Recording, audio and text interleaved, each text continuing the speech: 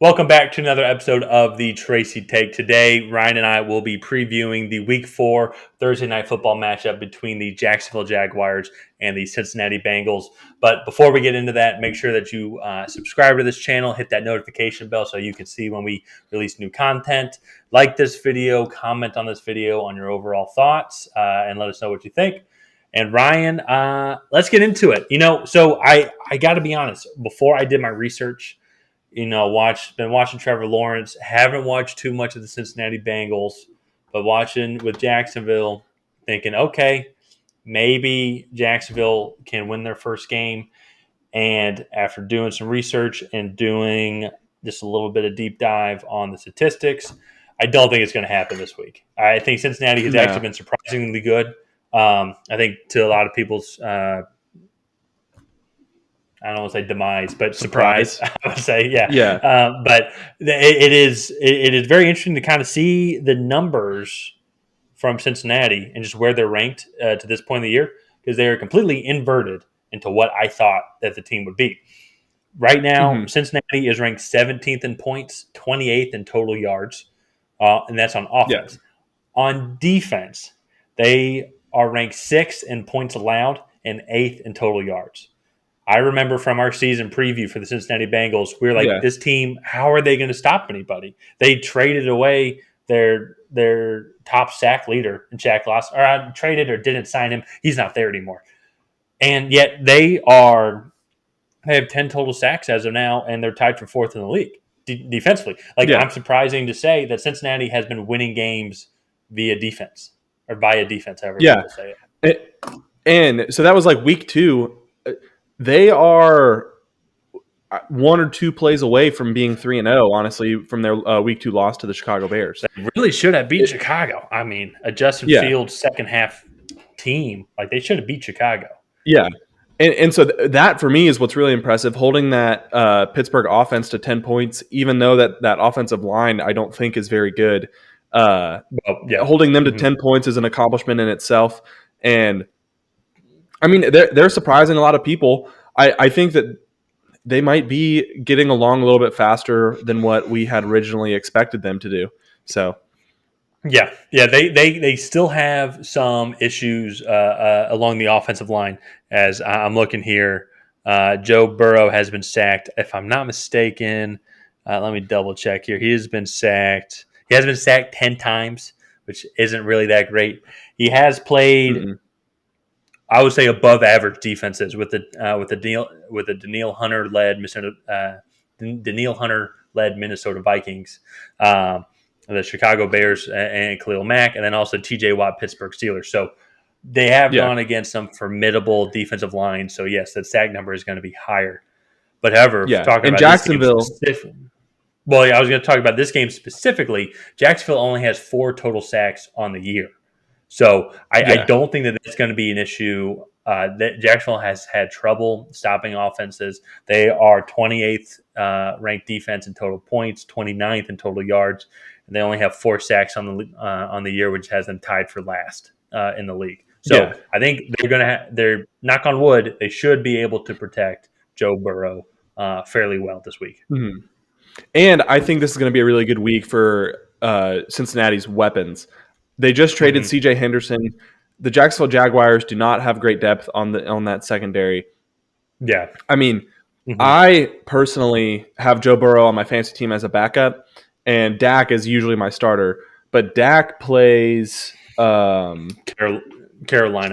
Yeah, Dak plays Carolina. So I am not playing Dak this week, and I'm actually going to play Joe Burrow because I think he's going to light it up. I really think he might throw 350, 4 touchdowns. Potentially. Everyone has been doing that against Jacksonville. Jacksonville lost embarrassingly, I would say, to Tyrod Taylor, Houston Texans team in week 1, 37-21. Then Teddy Bridgewater and Denver were able to control that game, 123-13. And then everyone kind of watched the second half performance by Arizona, where they put up 24 points, I think, and winning 31-19. And really, Jacksonville, the only reason why they got to 19 points with that kick 6, it was a horrible coaching decision. So, and I don't even know actually if that goes towards No, it doesn't go towards defensive points. Yeah. Okay. Well, yeah, but it shouldn't anyway. I guess that actually would affect the Cardinals, but that's besides the point. That game was not as close as it was. But I want to stick with the Bengals just for one moment. But as you mentioned, the weapons. Joe Burrow I think is going to have a great day. He's thrown for 640 yards, 7 touchdowns, 4 interceptions. As we said, against some pretty tough defenses. Cincinnati offense is ranked 28th in yards, but they've been able to score obviously more points as they're ranked 17th in points. I think Joe Mixon is going to have a great day. It seems like every running back is having a phenomenal week against Jacksonville, which makes sense. Their top 3 receivers. I know T. Higgins was injured. Is he still on the injured reserve, or is he coming back in? I know Tyler Boyd scored a touchdown. He had a great day. Jamar Chase had an even better day. I think he watched our Jamar Chase drops videos, and that motivated him, which hopefully he watched it. That would be great, honestly, if he watched that. But yeah, I think offensively, I think Cincinnati's going to have a field day. I just don't see how Jacksonville's going to stop them. I will say, so I think Cincinnati's going to have a field day, and we'll give our final score predictions here in a second. I do think Jacksonville will be able to move the ball somewhat. I think that they will probably put up more offensive points than they have in the past 3 games.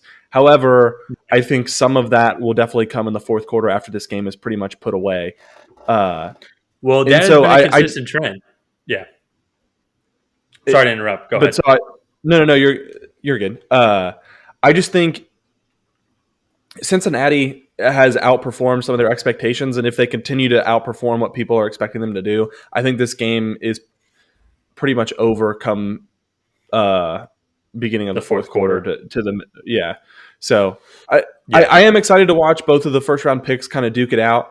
I just think it's going to end up being basically like a batting practice for Cincinnati. So for first overall picks too, not just first round picks. First overall picks first overall picks is what I meant. Yeah.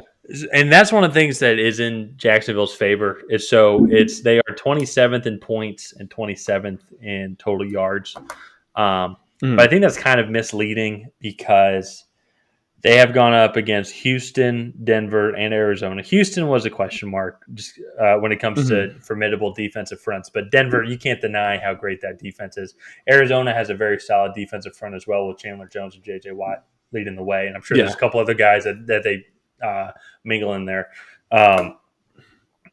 But Jacksonville, once when they figure out their offensive line issues, that they have the weapons. You have Trevor Lawrence, obviously. You have James Robinson, who had a great game against Arizona. And I think he could honestly have a good game against Cincinnati as well. But then you have, I think I'm going to pronounce this wrong, Laviska Shenault Jr., and DJ Chark. Right. DJ Chark, and then Marvin Jones, a very solid trio of receivers. They are not short for weapons. This is going to be a dangerous team over the next couple of years. They are just in that rebuilding mode process, and they're just going through the typical first overall rookie draft year, similar to what Joe Burrow was going through last year. So I think that I think it's going to be a fun game to watch because it's going to be, wow, this team does have the potential. They have a lot of work they need to do on the defensive side of the ball, obviously. But offensively, I think it is going to be a high-scoring game because I think Cincinnati is going to be able to easily put up points. And Jacksonville is going to find a couple of genies in a bottle and probably score, I would say, 21 points. That seems to be about their range, is the high teens, low 20s range, just because Trevor Lawrence is still learning. He's thrown for 5 touchdowns, but he's had 7 interceptions. Multiple interceptions have been very poor throws and decisions, just that rookie process type learning. I think he's going to have a couple of more of those during this game. Yeah, no, I agree. Let's go ahead and give our final predictions. So for me, I feel like this game is going to end up being in the 35-21 range in favor of Cincinnati. So that would put me on the over. I got to start going first. Is that what you were going to say? That's exactly what I was going to say. That is exactly what I was going to say. It's almost like we're related. It's almost like we are brothers. Who would have thought that? Yeah. Yeah, I mean that's I see this being Cincinnati's going to take care of the football. They're going to have multiple 5 to 7 minute drives because they can. Joe Mixon is great out of the backfield. They're doing a better job of running the ball. And so let me look to see where they're at, if my computer will speed up here on where they're at in yards per game rushing wise. Because I know Joe Mixon has had a good season so far. But they're going to be able to establish the run, and then that's only going to open up the pass game for them, in my opinion. So they're going to have, I'm going to say they're going to have 5 to 6, 5 to 7 minute yard drives. Most of those are going to end up in touchdowns. I was thinking probably, I'll mix it up a little bit here. Maybe Jacksonville doesn't score 21. They score 17, stick with their average points per game, and it'll be like 34-17 or something like that. That seems like that is about the average on what it's going to be. Cincinnati is – oh, wow, they're way down there, actually. Where are they at? 2, 3, 4. 3, 4, 5, 6, 7, 8, 9, 10. Oh, they're 17th. Oh, with only 104 rushing yards per game. That's not bad. I think Joe Mixon's going to have much more than that, personally. So, yeah, I think it'll be a good offensive day. Yep. For the Bengals, and I'm excited for this one. Mm-hmm. No, it's going to be a good one. I think it's going to be a good one. Any other thoughts on your end? I don't think so. I think that kind of wraps it up. So okay. I think that's going to do it for this episode of the Tracy Take. If you guys have not already, please go ahead and like and subscribe and leave a comment down below whether you agree or disagree with what we said today. And we look forward to seeing you guys next time.